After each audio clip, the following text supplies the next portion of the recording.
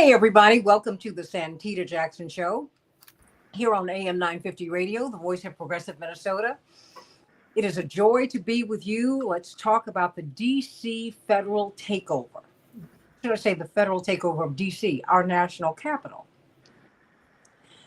I will be there very shortly, and I'm wondering what it is like there. I've been talking to a few people, and I have two people who are part of the DMV, as we call it, the DC, Maryland, Virginia area. And one is accustomed to a quiet but notable police presence because it's the nation's capital. I mean, think of who are there. But now this is overt. What does this mean? And we are now understanding from a Washington Post article that was just published by the time you hear this yesterday, but it's Tuesday. The Pentagon plan would create military reaction force for civil unrest. Now that came out Tuesday, August 12th. And Military Times published something to that effect as well. In other words, this is not a new plan. This is something that has been in the works for quite some time. According to Alex Horton and David Ovati, I hope I'm pronouncing his name correctly, as they report in the Washington Post, the Trump administration is evaluating plans that would establish a, quote, domestic civil disturbance quick reaction force, close quote, composed of hundreds of National Guard troops tasked with rapidly deploying into American cities facing protests or other unrest, according to internal Pentagon documents reviewed by the Post. What's interesting about that is that the president would decide the nature of the unrest, and therefore the president would have the power to deploy the troops.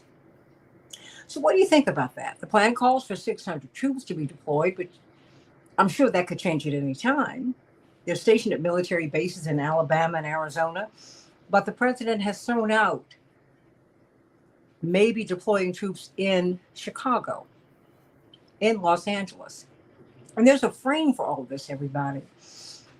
The director of national intelligence almost 20 years ago, as we were moving into the Occupy movement, and as this economic inequality was just becoming unbearable for most of America, well, he said, look, this is unsustainable socially, and we could have civil unrest. Well, here we are almost 20 years later.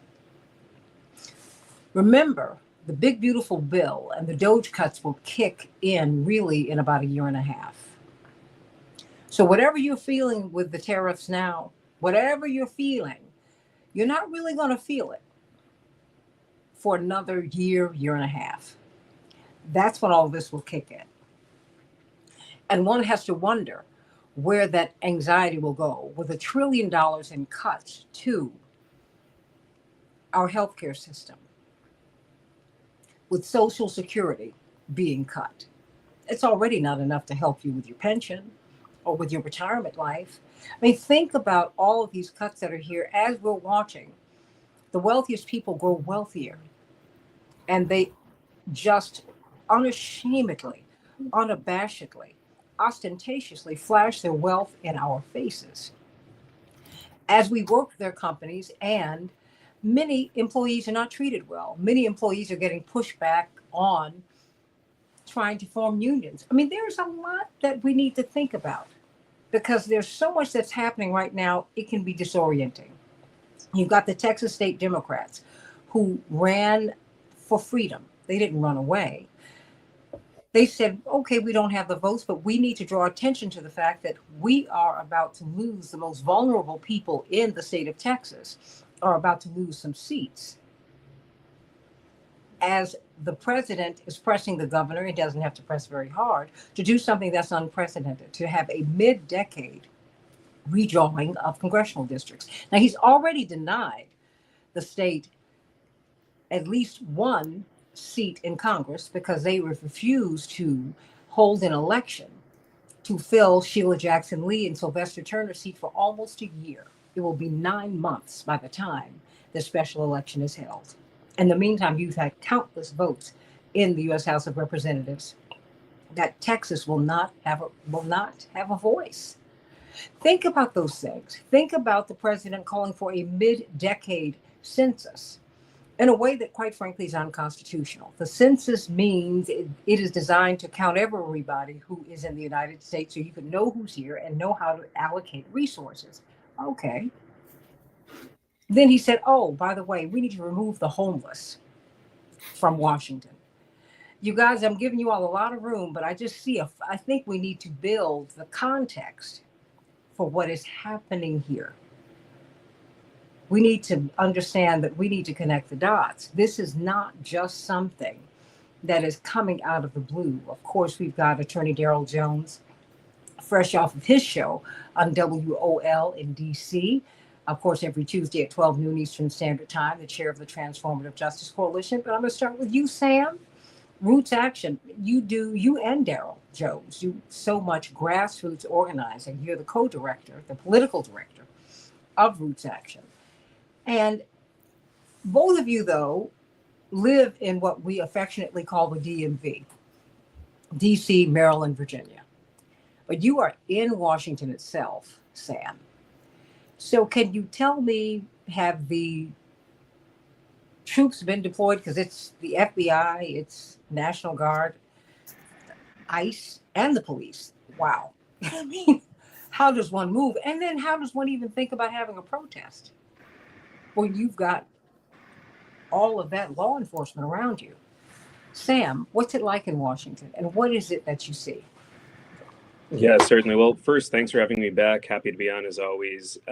And as you said a few minutes ago, there's already a fairly heavy police presence in DC. Often it's the nation's capital. It's full of people who are very important for the machinery of the U.S. to keep running. So it's not uncommon for us to see heavily armed folks around. It's not uncommon for us to see a lot of militarization on the streets, but this is a new level. It's a much higher level of militarization.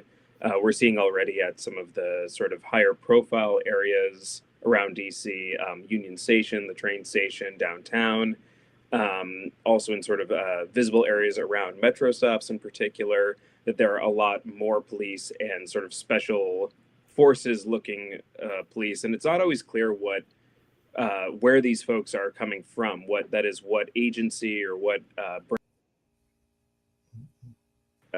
problems with ICE obviously being unwilling to identify themselves. I think that trend is continuing into other parts of our armed forces. You're seeing folks wearing masks in lots of places. You're seeing, no badges, no names. And so it's a much more militarized presence. Hold on. Before you continue, Sam, this is very interesting. I was talking with my mother this morning, and we heard a lot of disruption on our telephone.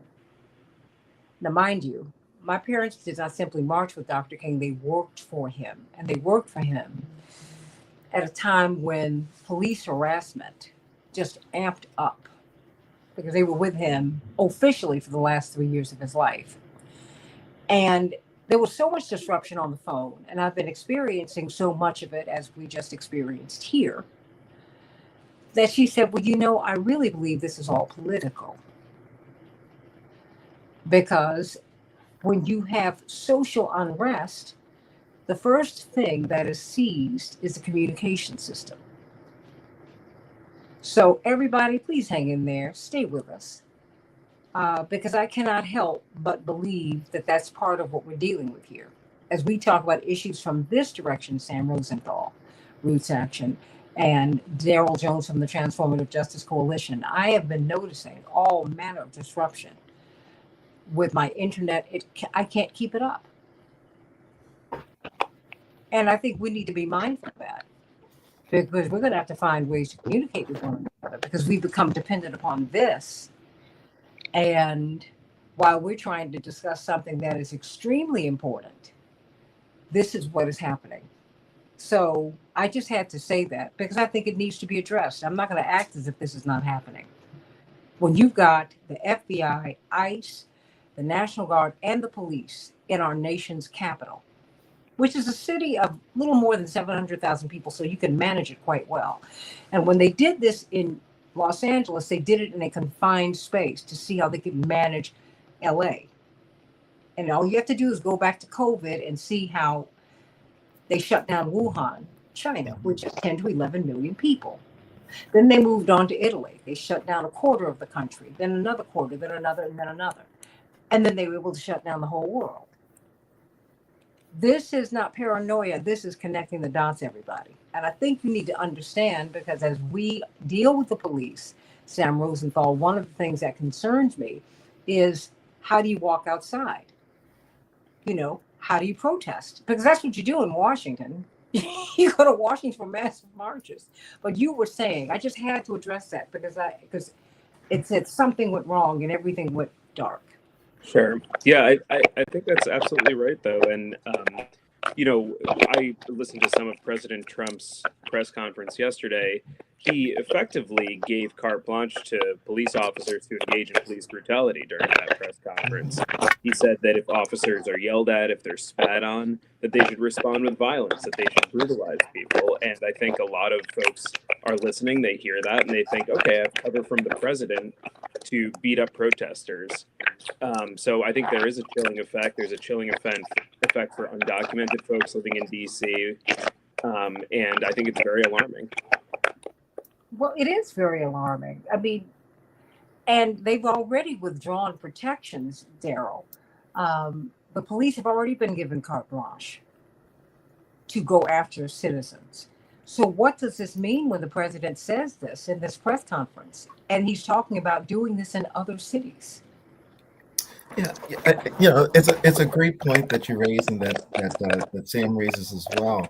And I tell you, this isn't the first time that President Trump has talked about police violence toward citizens, right? Let's remember during his first term, he said, don't be so gentle with them when you're arresting them. You don't need to put your hand on top of their head and just throw them in the car. And, sometimes, sort of being a proponent of some of the violence. Hold on one moment, because this interruption this is insane, really. And this is not right, you guys. Hold on.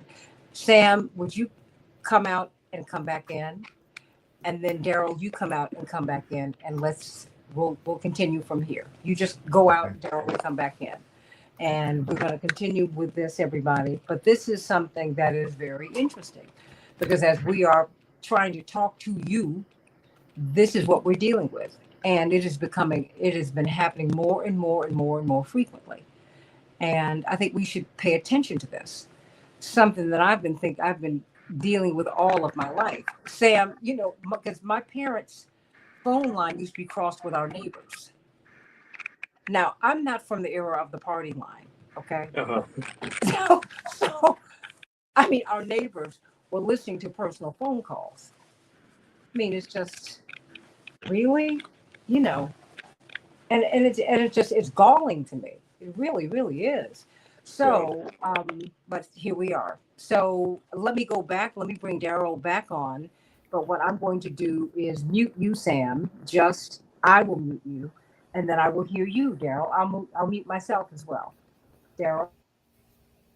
Yeah. So, one of the things that we know is that this is the first time that President Trump has condoned violence by police officers towards citizens.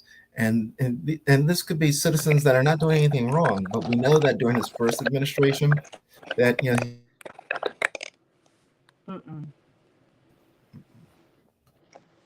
not being so kind and gentle with people that he was placing under arrest.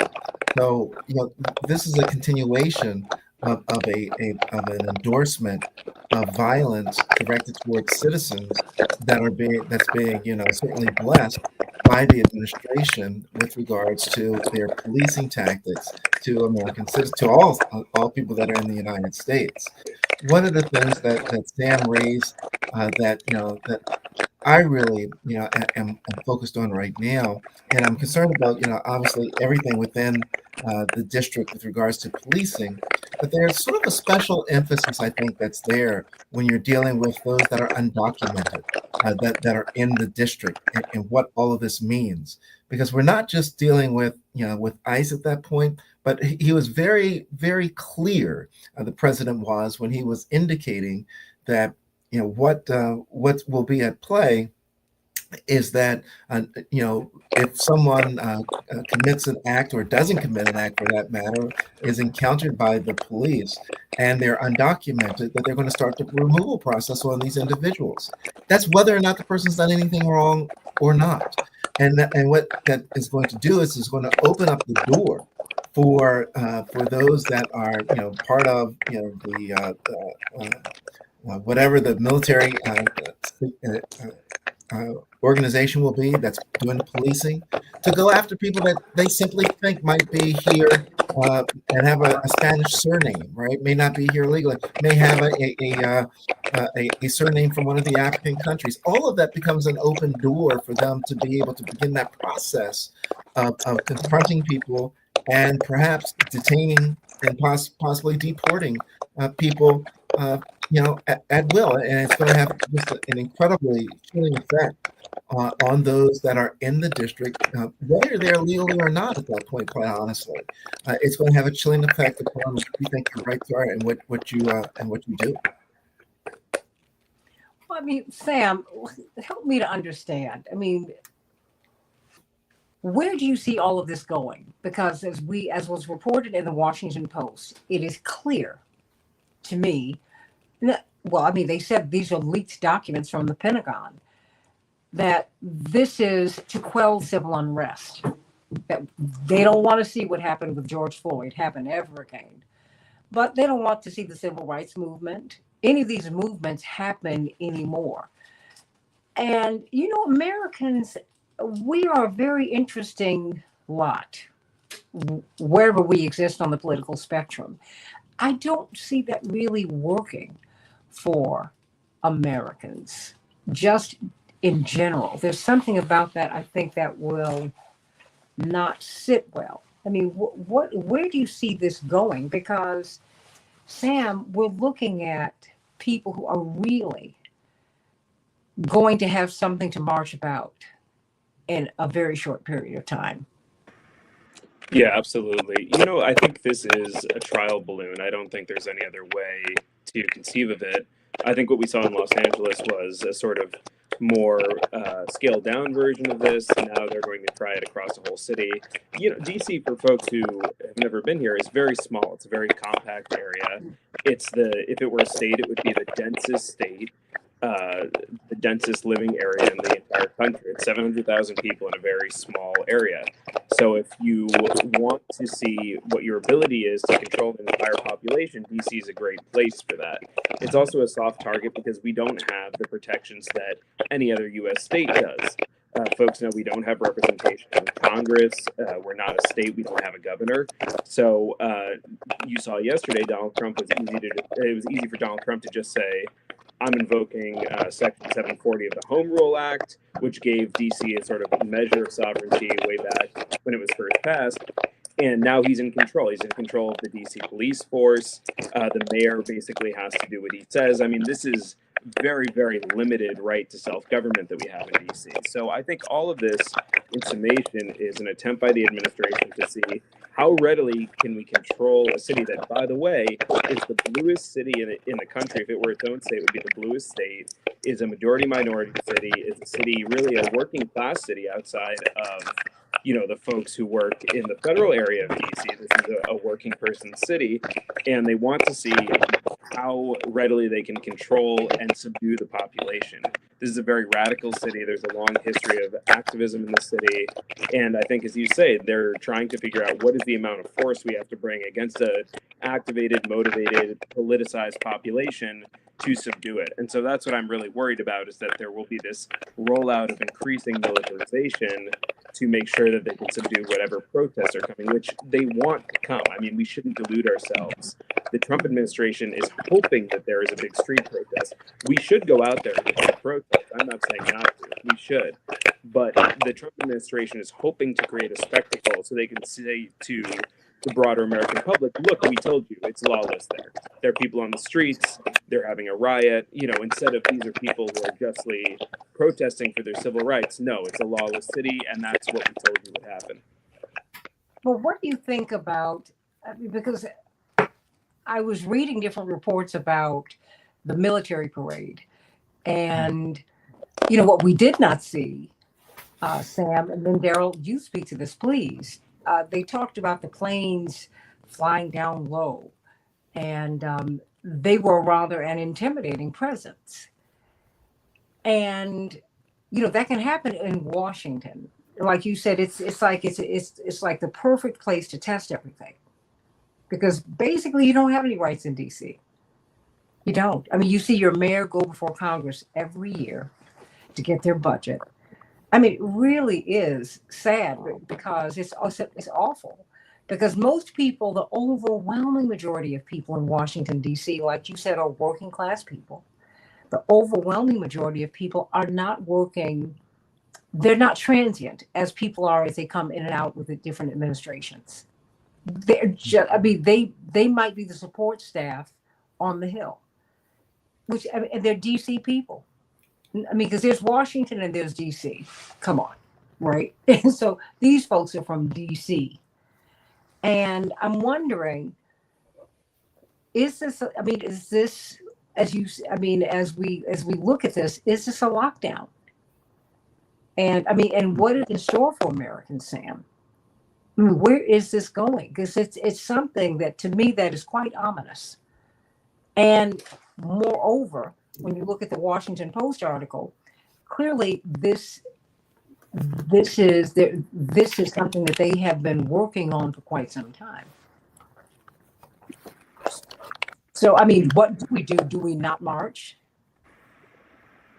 No, I think absolutely we have to march. I don't think we can be scared. I think we just have to be, as we always are, we have to be very disciplined. We have to know what our rights are. We have to exercise restraint in the face of what is likely to be some very provocative tactics from the police, from whatever other agencies are going to bring out here. And we have to show the rest of the country what's happening here, that we're living in a militarized climate, and that this is the expression of power that Donald Trump and people like Donald Trump resonate with most, is military boots on the street in American cities. That's very satisfying to them, deployed against people who are expressing our constitutional rights. And so I think it's very ominous in that sense. But I think that DC, lots of folks I know in DC are seasoned protesters. They've been through this before. As you said, in 2020, the uprisings after the George Floyd murder, we've been through this before. And I think that we can have nonviolent, forceful protests in the city. I think that we can, Daryl. I'm just wondering, with the provocateurs, because you have the best provocateurs in the business in DC also, because you don't know. Come on, it's the seat of government. You got all the spooks in the world are there. I love Washington, I do. Yeah. But I'm kind of clear, as my sister said, because my sister spent more of her formative years in Washington. And she said, I noticed this guy at the bus stop as I was riding. She was riding up Wisconsin Avenue. And I remember it was Wisconsin Avenue. And she said, it was just something about him that made me look, and then I looked away. And a few days later, she said that guy was leading a coup. So, because that's the kind of city Washington is. Mm-hmm. That's Washington, but it's also DC. It's also Marion Barry's town still. Mm-hmm. No, and you know what I mean. And so I'm wondering how this will land on them, because that's most of Washington, right? Yeah. And do you think Americans are looking at this, or are they just kind of shrugging this off until it happens in their town? And therein, Santita, I think lies a very interesting question. Is how does the rest of America see what's happening across the country, not just in DC? Because I think there's a through line that's here that people have got to see. There is a connection between the Trump administration trying to take over the Texas election and do the redistricting in the state of Texas, forcing the governor to really try to throw votes his way to keep him in power. There's a connection to that. There's a connection to taking over the police in the District of Columbia. There's a connection to having your Attorney General serve as the policing agent for the District of Columbia. You start seeing this amalgamation of power that he's trying to put upon himself. And each and every step of the way, the question is, are people across the country connecting these dots?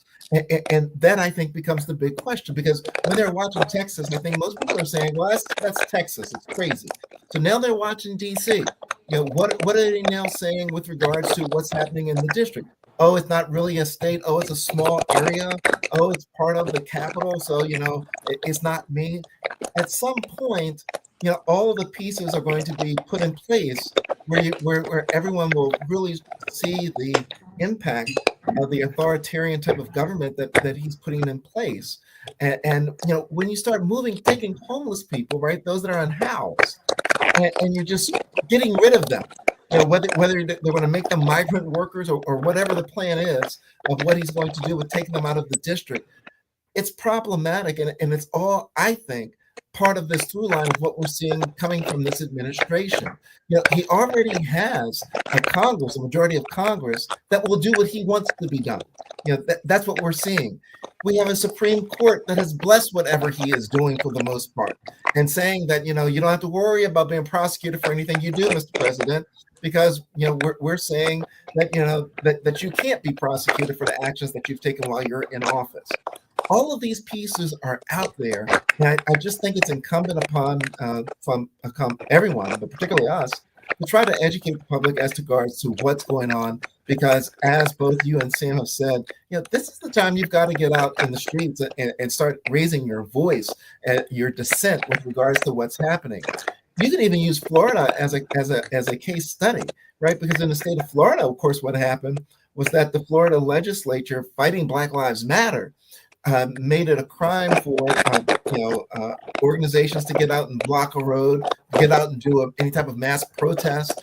All those are indicia of government trying to overreach and squash down opposition to what's being in place. And that's precisely what I think we're seeing. That's what we're seeing happen from this administration, is that we're seeing them overstep and them waiting to see, how does the public respond? Is there any pushback?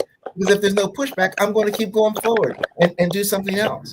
So that's what I see happening, Santita. That's the concern, and certainly that I raise with what's happening in the district, the connection with what's happening in Texas, and what's happening, I think, across the country.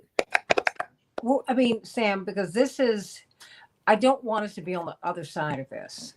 Mm-hmm. 2 years before the election, Roots Action asked President Biden to abide by the promise that he made to be transitional president. You had the establishment rain down on you, Jeff Cohen, Norman Solomon, India, everybody who was in Roots Action, everyone who put you on the show. And now we see we have a whole mess with that election. And now comes the report that Mark Halperin is saying that, the noted journalist, he's saying, wait a minute, if in Kamala Harris's memoir, she says anything that's unflattering about the Biden administration, that they're going to basically have a scorched earth campaign on her. You've heard that report, have you not? And when you see that, it's like, wait a minute, what are we doing here? Because you see these establishment entities that are really trying to crush the will of the people. I don't care who it is. It's the Democrats, it's the Republicans. It's just, that's what they're doing. And because I've not heard enough of a hue and cry from anyone about this. To me, this is not about a party. This is about your right to protest for the right. That's what Dr. King said, that's what makes America great. But how do you have a protest in Washington, D.C.? And heaven knows, wait a minute, people who have engaged in nonviolent protests, Sam, you've been trained. So the saboteurs in your march are always the ones who are very violent or who are trying to incite some kind of violence. But you know somebody is going to be there. We saw that when these kids were protesting at the universities last year. They tried to put it on the kids, But these were folks who were coming from the IDF and other intelligence entities. I mean, it wasn't the kids. That's not what they were trying to do. So, I mean, help me to understand me. How do we protest? How do we say something at this time? Um, because I just, you've just heard the static that we've heard and that we haven't heard here, right? And you all, I will go down. I will go down on this one because I'm clear on how your algorithm gets messed up and how these how these systems work. But and yet we need to be talking to each other because one of the things that worries me is that how people are going to be able to walk around their neighborhoods, Sam.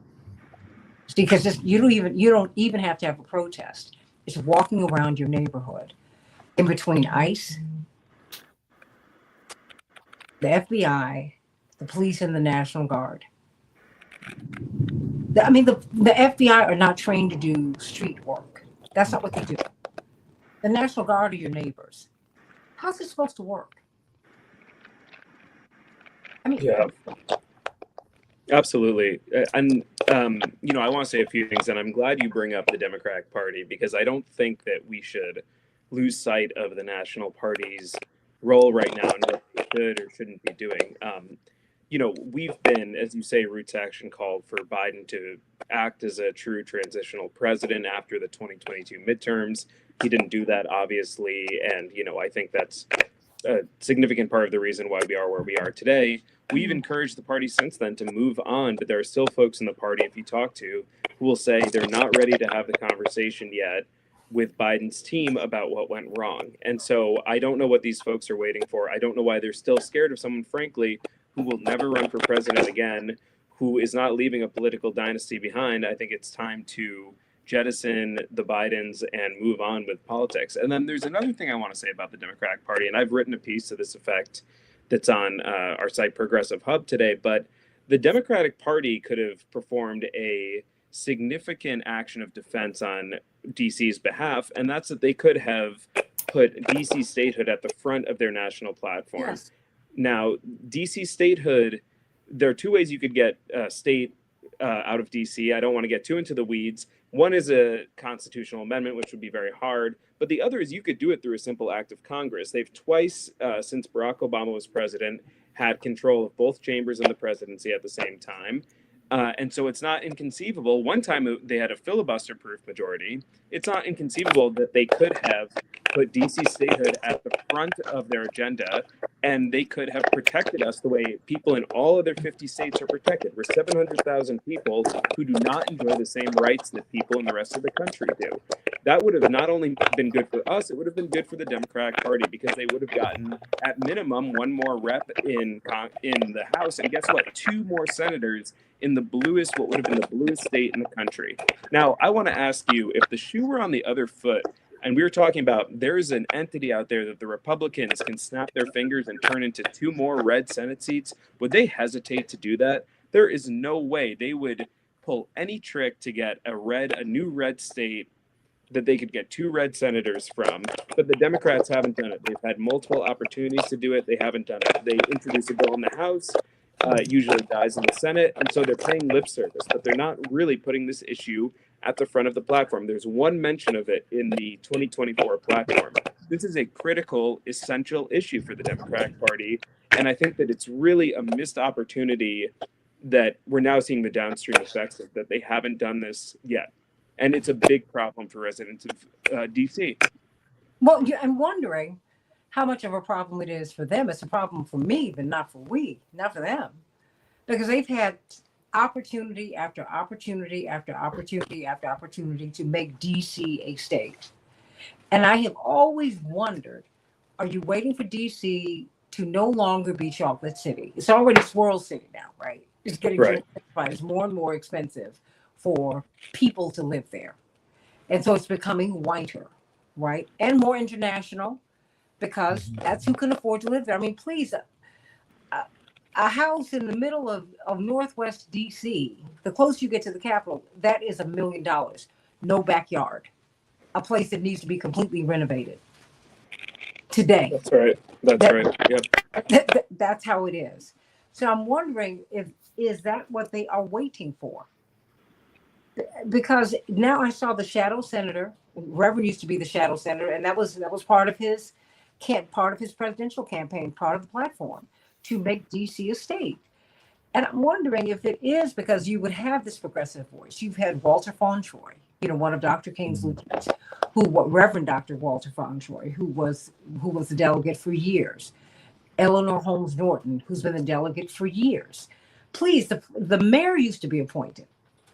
And when they got an independent mayor, they tried to destroy him. And that's Mayor, Right.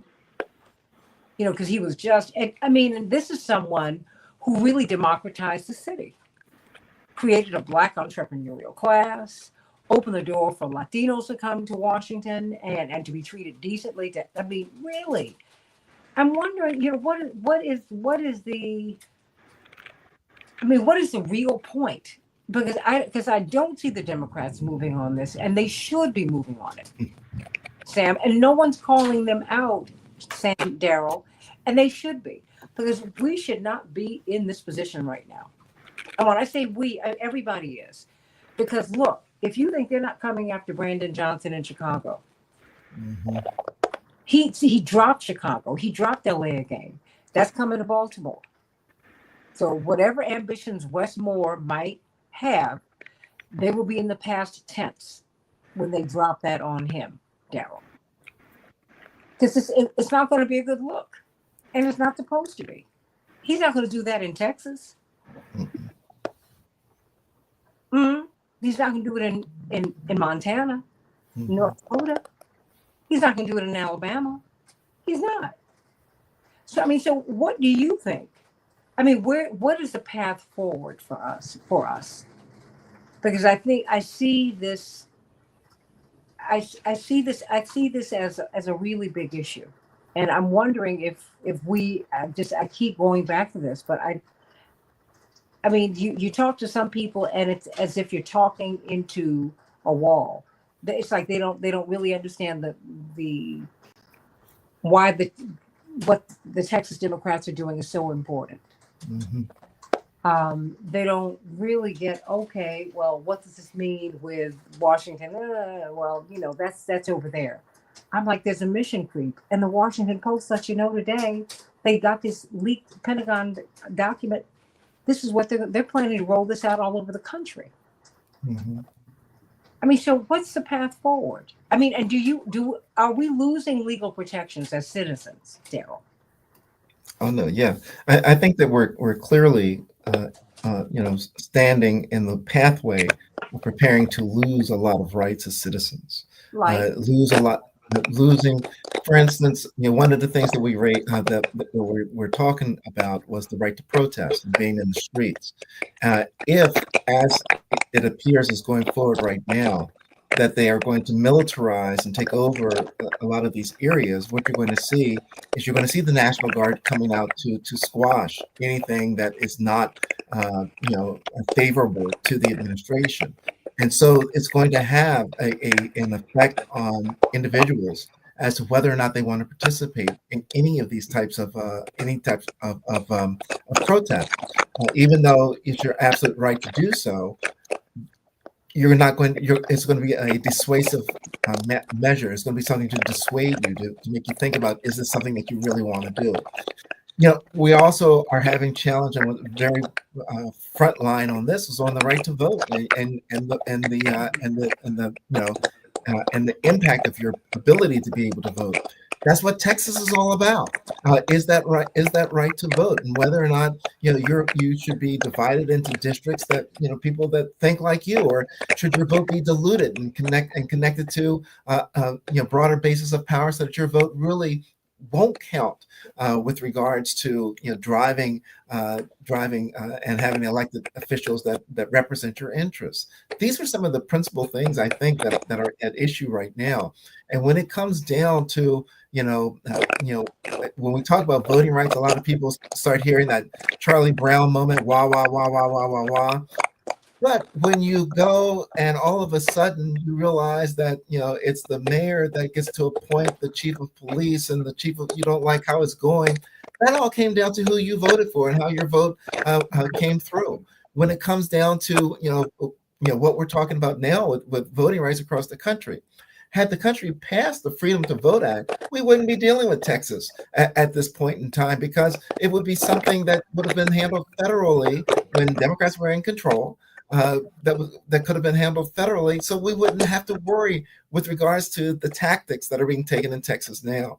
But all that always comes down to voting and having representatives that are really pushing forward for our interests. So our way forward, it still has got to be utilizing our power of the vote, our power of our voices, our power to say no, our power to dissent, our power to be certain that we're not being silent. Because if we are silent when these dictatorial actions are occurring, they're going to keep going until you say ouch. If you don't say ouch, they're going to keep on pushing. They're just going to keep on pushing. And that's why, we've got to say ouch right now. I mean, we've got to let them know now that no, DC, it ain't happening. DC's not going to, the residents in DC and people around the district, we understand that when you come for the district, you're coming for everyone. Yeah, it's not just the district. And that's what people have got to understand, and that's what's got to be appreciated. Well, I mean, as we look at that, then how do you help them to appreciate that? Make this an argument to people who might say, Sam, in the grand scheme of things, I have got so much going on, or this is just one more thing. And for some people who who really do embrace President Trump and his philosophy, here you go again, right? And for others, it's just focusing on him and not understanding the role that Palantir, for example, plays. We're being heavily surveilled anyway. Mm-hmm. I mean, just really understanding that. I mean, and AI is letting you know. I mean, we have these predictive models where, it's a very, very interesting time. And if we don't get involved, it's a dangerous time, Sam. Yeah, absolutely. And I think, as you say, everyone in this country, I think, regardless of their politics, wants civil rights. They want to have freedom of movement, freedom of expression.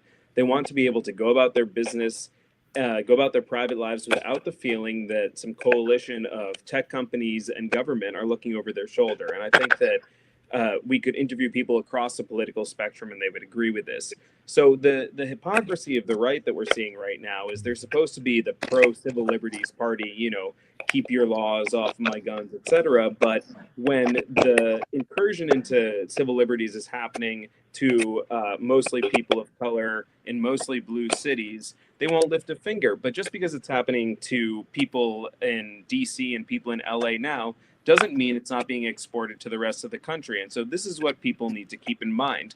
Donald Trump is not a personal friend to anyone in this country. I mean, maybe literally not to anyone in this country, but he's not going to come to people's aid when their civil liberties are being, transgressed upon, when their personal data is being sold to the highest bidder, when their Face ID is on the hard drive of every company all across the country, every tech company all across the world.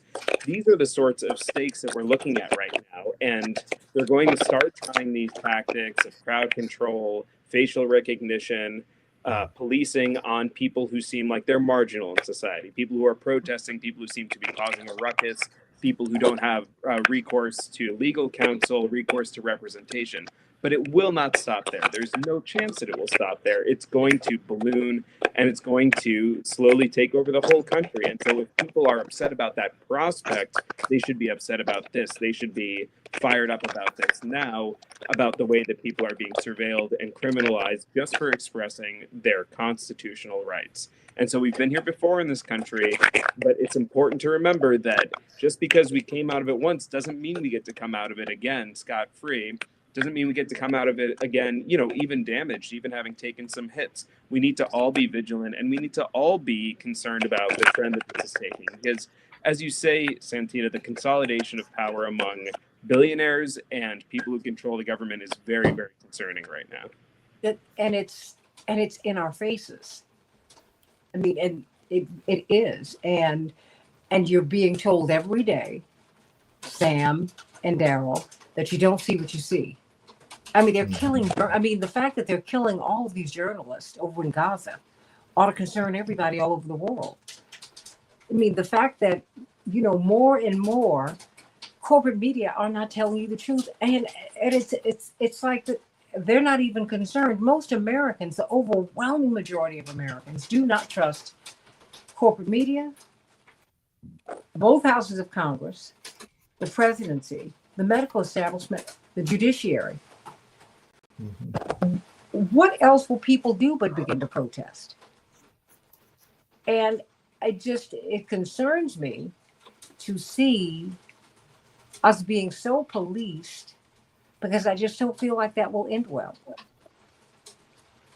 But I mean, I don't know. I don't know, Daryl. And I'm just, if you, how would you advise someone to just even to get around Washington and to get around these cities? Because this is coming to a city near us. We're told to comply, but many Black folks know that when you comply, you die anyway. Mhm. So I mean, so what are you supposed to do? Are you supposed to walk around with ID all the time?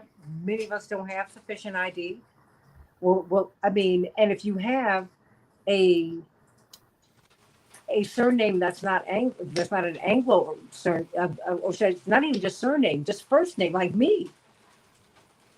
People want to know where you're from. Yeah.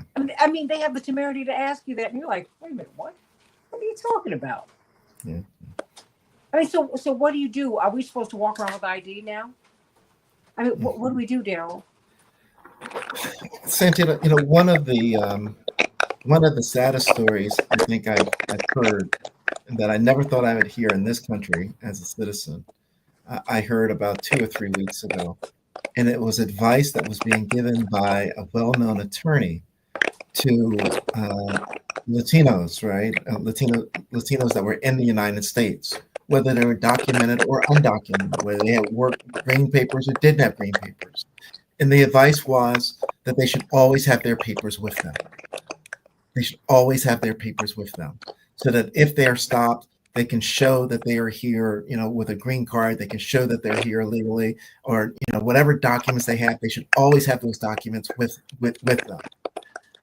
I cannot believe that we are at a time in this country where folks will need to have their papers with them just in case they're stopped, even if they shouldn't be stopped, right? You're not doing anything unlawful and you're stopped. You still have to produce your papers to show that you're here properly. I say this, that, where we are right now, what happens with authoritarian regimes, they usually start with a very small, weak group that people care less about, to try to hone in on their skills and see how far they can go and what they can do, and does anyone respond. That's what happened, and what is happening with the immigrant population right now, Yeah. is that they're being stopped. And so long as the larger population isn't concerned about it, they'll continue forward with it. And that's what's going to trickle over and turn over into the general population, to everyone else that is here. It's going to be that same address, that same, your information. So we've got to stop it where it is, and we need to stand up for those that are here, that are immigrants, whether wherever they're from, to be certain that their rights are certainly respected. Because when their rights are not respected, our rights are on deck to not be respected. And that's what we've got to understand. It's not just fighting for them, it's also fighting for yourself, because you and your children and your other loved ones, all of them are on deck behind the ones that they're taking action at right now, Santita. Sam, just moving forward, because we're coming into the midterms, right? They are a year and some change away. And we're still relitigating 2024. And the postmortem that Roots Action delivered to the Democratic Party, it was a 4-year-old postmortem. I thought they had just written it. It's like, wait, because I had to look and I said, wait a minute, maybe I have the date wrong. You clear out your eyes. You're like, wait a minute. You mean to say, wait. This is an old postmortem. The Democrats have learned nothing. And sometimes I wonder, do you want to learn anything? Mhm. Oh, wait. I mean, I have to because when you suppress a Bernie Sanders, who, if there's a rumor that Bernie Sanders is somewhere, he's filling up an auditorium. A generation before, I saw that with Reverend, and the party tried to shut him down, and they did. They shut him down. They didn't shut him out with the people, but out of the party, yeah, absolutely. That's why it's kind of funny to watch them claiming him now, and he made us who we are. I'm like, wait a minute, this is about the democracy and the republic when Reverend ran. This was not about y'all. Okay, it's not to me.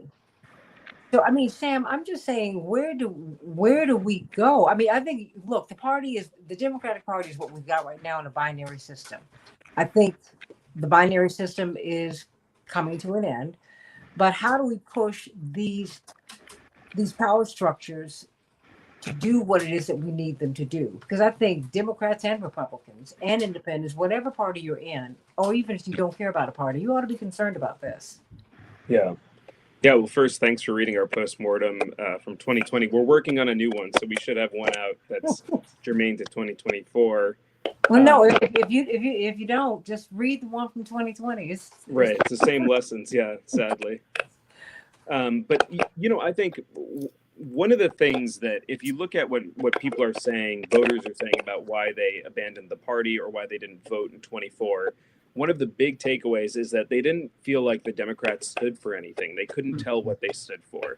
And part of that was the confusion about who their nominee was going to be. But part of it was that they didn't have a coherent platform. They were unable to say anything clearly beyond "we're not Donald Trump," which was evidently not enough for folks. So if they're looking now, if the party is looking for ways to say what they're for, ways to stand out, they have ample opportunity now to show that they are for working people, that they have the backs of people living in cities that are being victimized by Donald Trump, that they have a vision for the future that is not totalitarianism, because it's very clear that that's where we're headed now with the Trump regime. So if they want to appear relevant again, if they want to get voters back into their corner, I would suggest that there is a lot of fodder here for them. And if they can't do that, I think they really need, the leadership en masse needs to consider stepping aside, because you couldn't make it easier to be an opposition party than this. So when they say we don't have any power, there's nothing we can do, we should not believe them. We should not accept that explanation. They owe us fighting for their constituents, fighting for everyone in this country. To your point about the parties, I would love to see another party that's viable. It's not the Democratic Party, but it's a long road to get there. And I think that if we want to do that, we need to start organizing now and looking 20 years down the road. That's why I still work within the Democratic Party to do electoral work, to advance some of the changes I think we need to see much sooner than 20 years from now.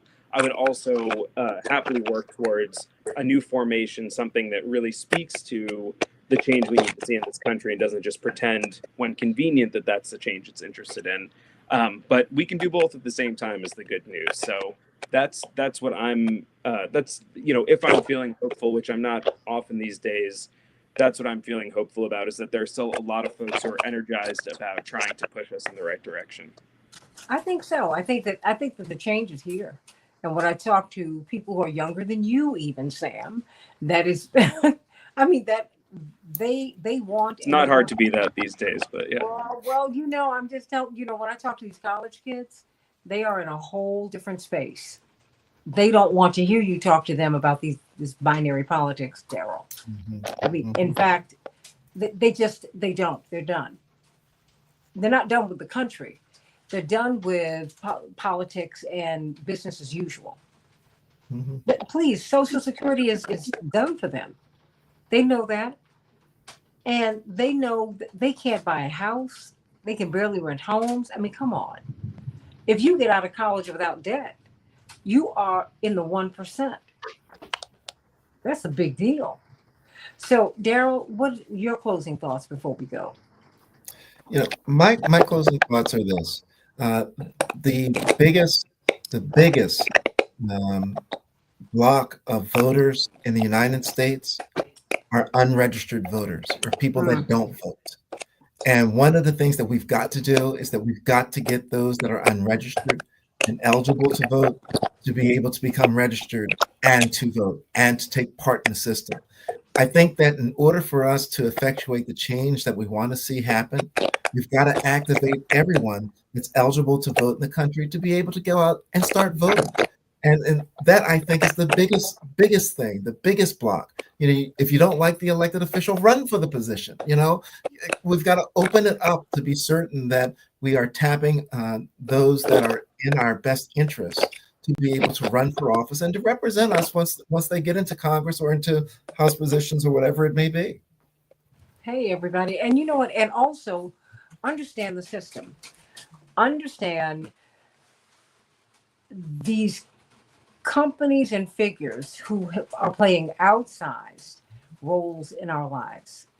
We have a technocracy now, and we need to be real clear on that and understand that. Figure out how we're going to come up with a more perfect union and how this country should work. Because I think we're being called to that right now. This is an opportunity. This crisis is an opportunity. And that is where we are. Everybody, I'm going to switch to another device for the next hour so that we don't have this issue. Maybe we won't. But, I'm going to keep on pushing. It does not matter. Sam Rosenthal from Roots Action, I love you. Give India and Norman and Jeff and the whole team my love there. Daryl Jones, give Barbara Onwine and your team my love. I'm going to get on out of here, everybody. We're going to be talking about really protest. We're going to talk about homelessness, the criminalization of homelessness, of being unhoused, of not having a home. And so many of these veterans, what's so tragic is that they are veterans. So many of these homeless people have been in the military or they've been teachers. You serve in a whole lot of ways. And where they're going to be removed to. What is that about? Let's talk about it on the Santita Jackson Show. Back in just a minute.